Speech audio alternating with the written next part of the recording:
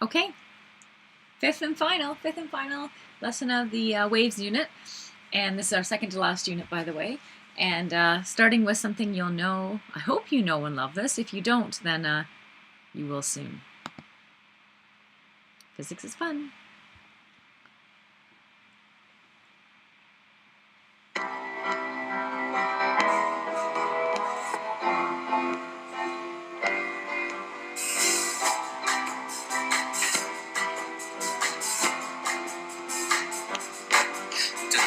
Electromagnetic spectrum is just a name of a range of radiation. Let me tell you what they are.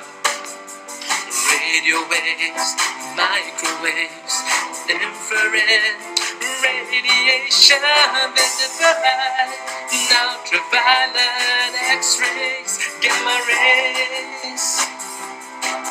From the TV station to your living room, that is the work of radio waves.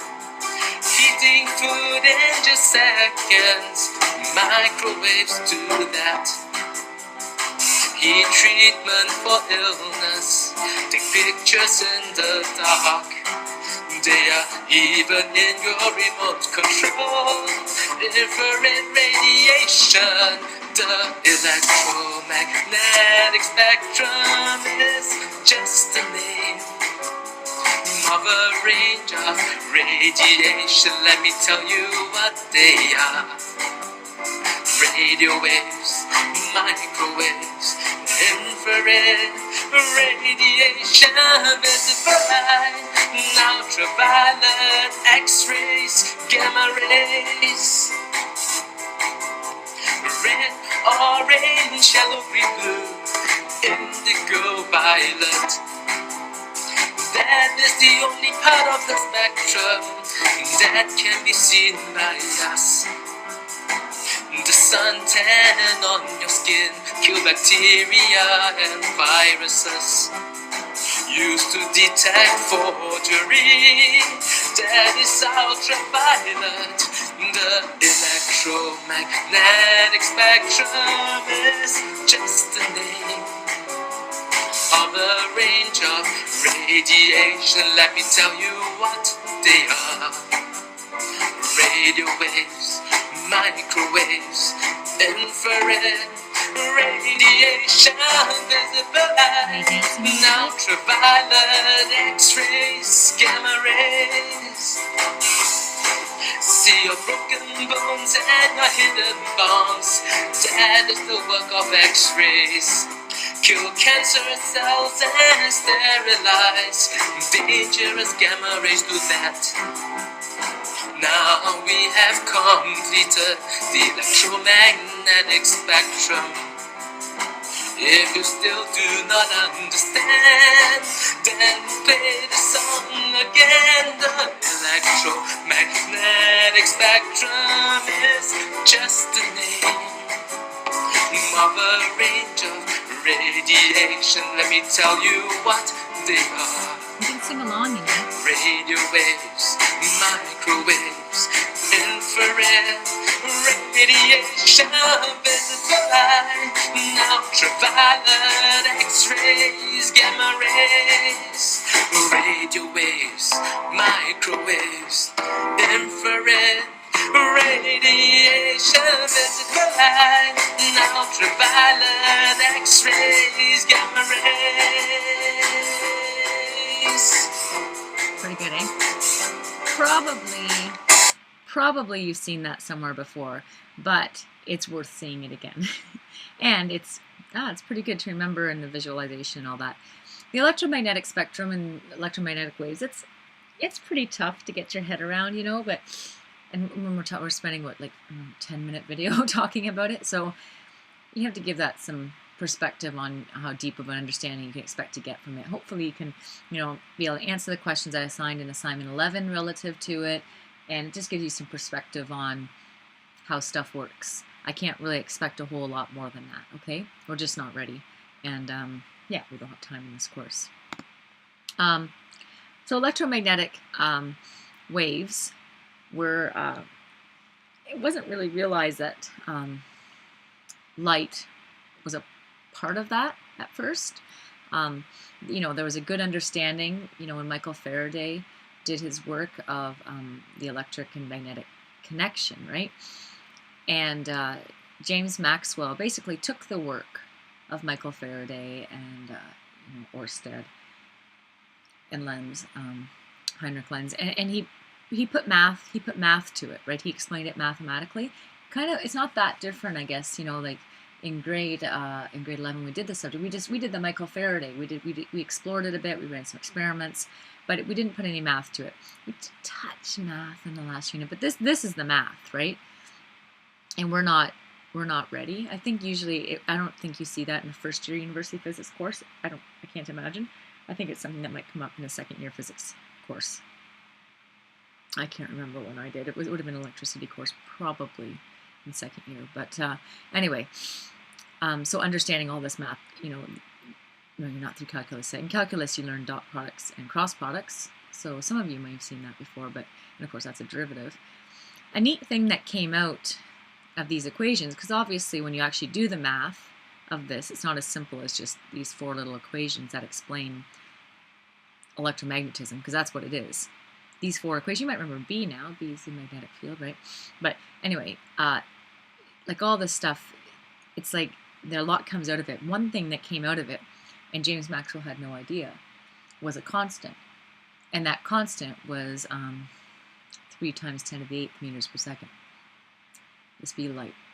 And that, of course, is the speed of not just light, but all electromagnetic waves. So when we look at the spectrum, I have to find a picture of it. When we look at the spectrum, you see that they all have different all the different types of waves have different wavelengths. Let's just look one up quick. 1 sec. 1 second here. Let me record this, sure. Electromagnetic spectrum.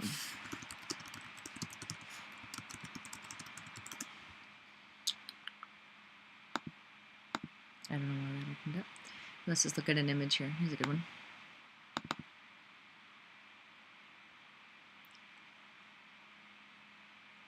So what you see are the different types of light. And radio waves are the lowest frequency of wavelengths, but they're also the longest wavelengths. This one doesn't have numbers on it, but a radio wave is around 1 kilometer in wavelength. That's huge, right? Whereas light, we saw, is in the nanometer range, right? So light falls right into this tiny bit. But these are all, they all kind of part of the same type of, they're all photons, no matter whether it's visible light or not. These are all particles, photons, but they travel as waves. And regardless of what type it is, that just means that they travel at the speed of light. In fact, that is the definition. If something travels at the speed of light, it is an electromagnetic wave. That's kind of, and you can only do that if you have no mass, but we don't need to worry about that. A microwave compared to a radio wave is just a slightly smaller wavelength. And so smaller means more energetic, right? However, an interesting train of thought about that is, you think, in your microwave oven or something like that. Cell phones, their radiation is right on sort of the cusp of between radio and microwaves. It's pretty low energy compared to visible light when we look up at the sun. And so, it's interesting, the whole question of health concerns with cell phones, and it's definitely going to be good when you do your study. Now, microwaves, for example, are way less energetic than the sun, but you wouldn't go sticking your face in a microwave oven that's running, and the reason is it's high intensity. So there's sort of this balance between, the energy of the particles. Gamma rays are very high energy. I believe it's gamma rays that they use when they do, radiation. When someone has cancer treatment and they have radiation, it's gamma rays that they use. So very, very high, short wavelength, high energy, and so that they can easily, have the ability to kill the cancer cells. But anyways, yeah, this is what all the electromagnetic, it's all just waves that have matter that has no mass, travels at the speed of light. That's characteristic. Those things have to be, and then sort of the length of the wavelength, the actual length, is dependent upon, well, in the frequency, it tells you what kind of wave it is. So light is just a very small bit of that.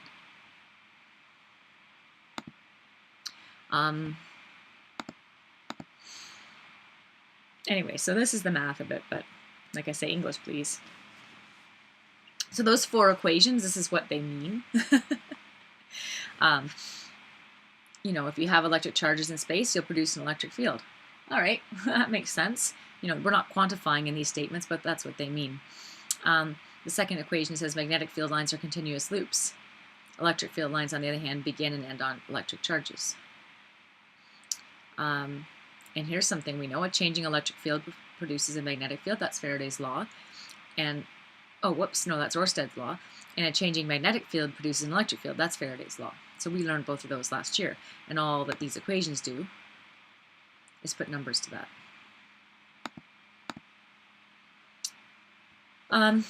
So this is what else he found. I kind of like this little image here, this electromagnetic wave, because something that, you know, how this works is that you've got a magnetic field and an electric field, and they travel in perpendicular planes to each other. And kind of how it propagates, how it happens, and this should make sense to you after grade 11 physics, is that the magnetic field, its motion creates the electric field. And then the motion of the electric field creates the magnetic field, and that's sort of according to points 3 and 4 right here. And that's how it propagates. That's how radiation propagates. And when we use that, by the way, radiation, what does that mean? It's just electromagnetic waves moving, right? But because often they're very energetic, they can have an effect, right? Yeah, you can read that yourself. But this is the important. The speed of light is 3 times 10 to the 8th is the speed of all electromagnetic waves, and that is sort of the characteristic of electromagnetic waves, is that they travel at that speed. That's what makes them, basically.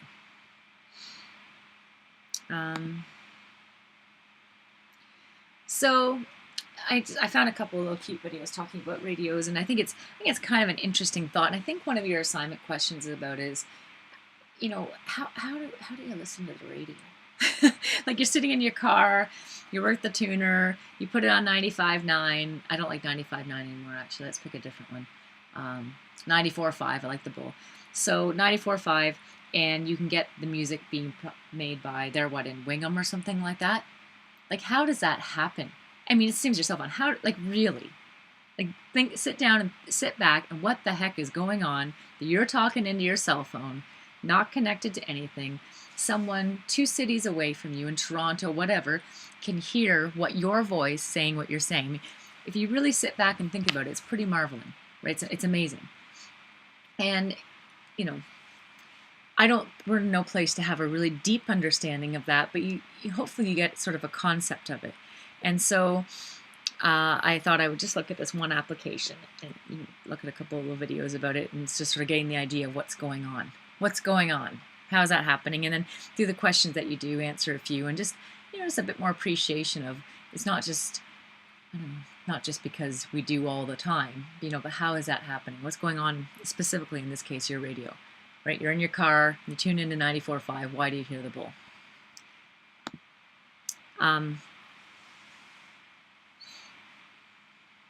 Oh, never mind that.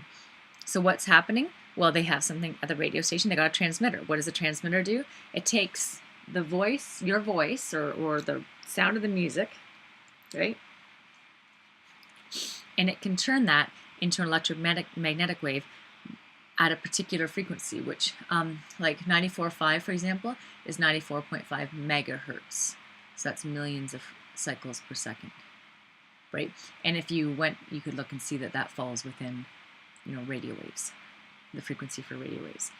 And then your radio, oopsie, in your car or whatever, your radio, it sort of detects all kinds of frequencies. But when you have it tuned into a particular station, 94.5, it makes, there's something that sort of physically makes 94.5 megahertz the resonant frequency. Remember resonant frequency from grade 11? Small input means large output vibration. You can sort of, when you tune something, you're actually causing that to become the resonant frequency of your receiver, And so that when it like your antenna, for example, when it receives something, because it's good, like we're always getting hit by radiation, right? Your antenna in your car is getting tons of radiation signals from all the cell phones around, all the satellites, all the radio stations. But you tune it so that its resonant frequency becomes 94.5 megahertz, right? It vibrates a larger vibration, and then your receiver then can then turn those electromagnetic waves back to sound waves exactly like what it sounded like when it came out of the station, which is, again, amazing. Amazing. But anyways, I got too cute. I don't know. Well, look at it. He's cute. Let's watch it. Come on. I wonder how many Acme viewers remember this. Gathering around in the evening, looking at each other, knitting, enjoying a my video. Piece of wire. Okay. Just wait. If you want to know who gets the credit for what, look up James Clerk Maxwell, Heinrich Hertz, Guglielmo Marconi, Edwin Armstrong, and Reginald Aubrey. What's going on with my video? I wonder how many Acme viewers remember this. Gathering around in the evening, looking at each other, knitting, enjoying a good program, like Acme. You see, once upon a time, TV didn't have pictures. Radio goes back to, well, way back to the 19th century. If we start naming dates and times, letters will start pouring in. If you want to know who gets the credit for what, look up James Clerk Maxwell, Heinrich Hertz, Guglielmo Marconi, Edwin Armstrong, and Reginald Aubrey Fessenden. Actually, what's to invent? This is radio at its purest. This is an AM radio not tuned to a station, and this is a flashlight cell and a piece of wire. Here's a bit of strict science. Radio uses electromagnetic waves, the same electromagnetic waves that your eyes interpret as light, and the same electromagnetic waves that cook your food in a microwave oven. The difference is a matter of wavelength. Lost yet? Let's dump the strict science and stick to a looser explanation. Physicists might like to leave the room for a minute. Using just a flashlight cell and your trusty Boy Scout compass, you can prove to yourself that magnetism results from an electric current flowing in a wire.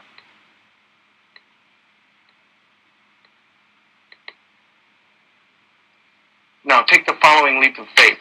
When the current starts to flow, the magnetic field doesn't appear instantaneously. It grows outward to its final position. Similarly, when the current stops, the field takes time to collapse. The time to form and collapse is very small, but it's there. Now imagine what happens if the current's made to go on and off rapidly.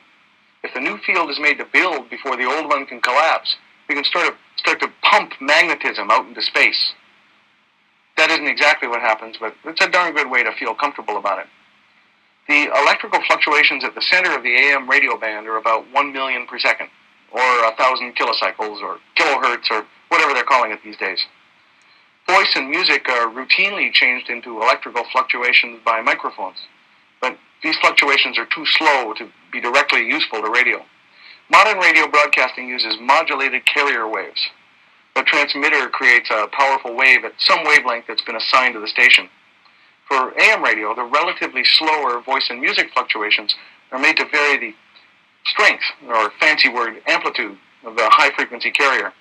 This is amplitude modulation, AM. Radio can be received with another piece of wire held up in the air.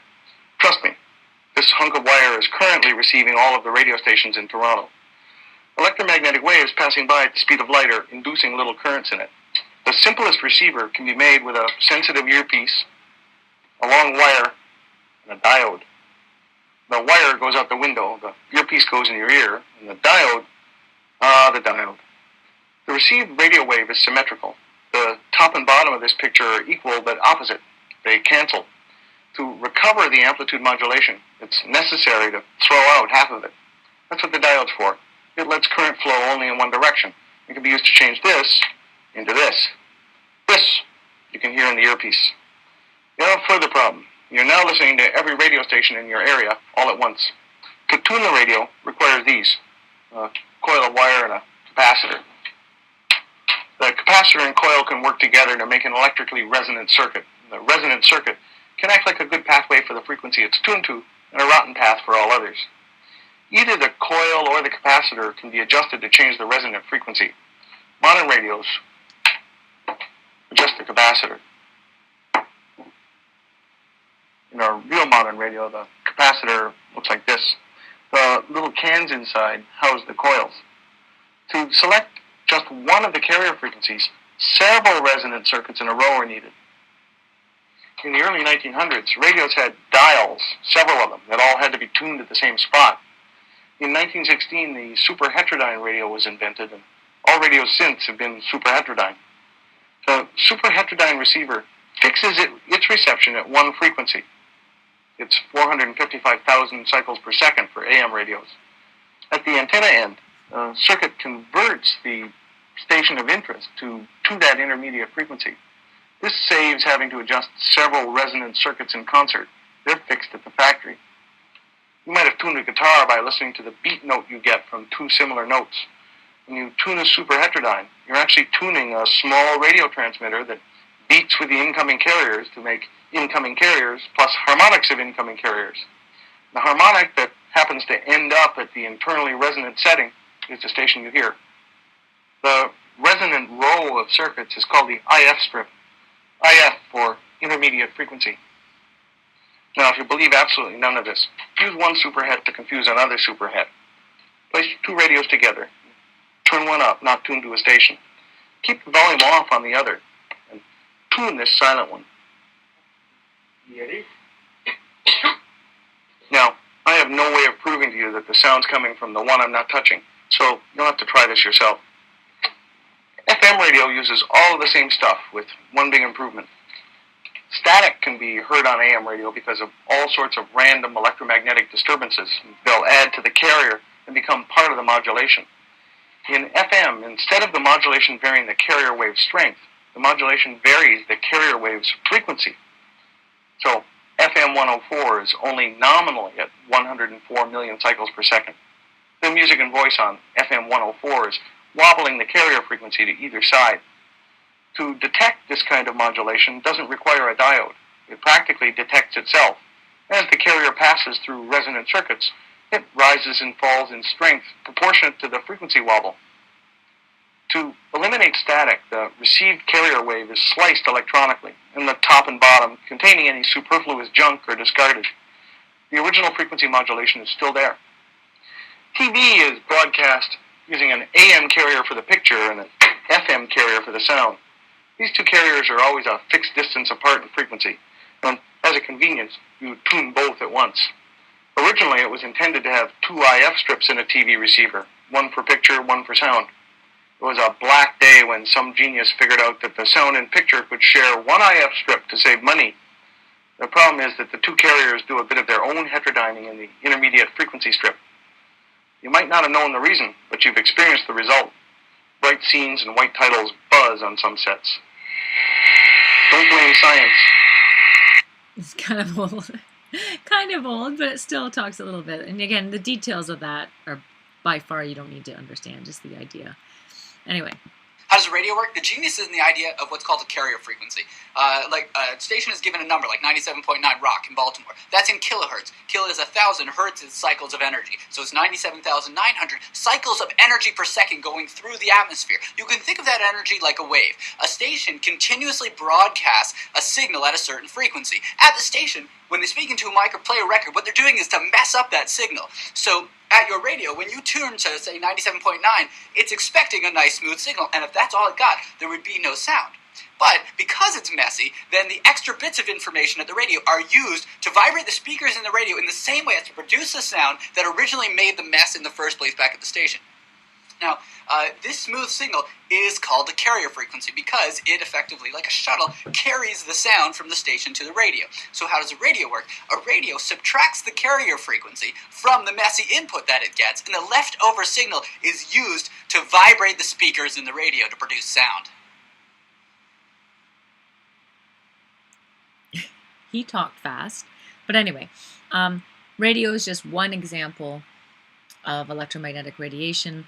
I do ask you to study a couple on your self-study, and I have full understanding that any deep understanding of this is not possible. I have a deep understanding that you're not going to get a deep understanding of this, is what I'm saying. But I hope you get an appreciation of what's happening, and that electromagnetic radiation isn't just light, and that all the information you receive in your little device in your pocket is traveling by that method. Okay, as well as the radio and your TV and all that sort of thing. Anyways, that's it. That's the last lesson for this unit. Done. If I can find the off switch.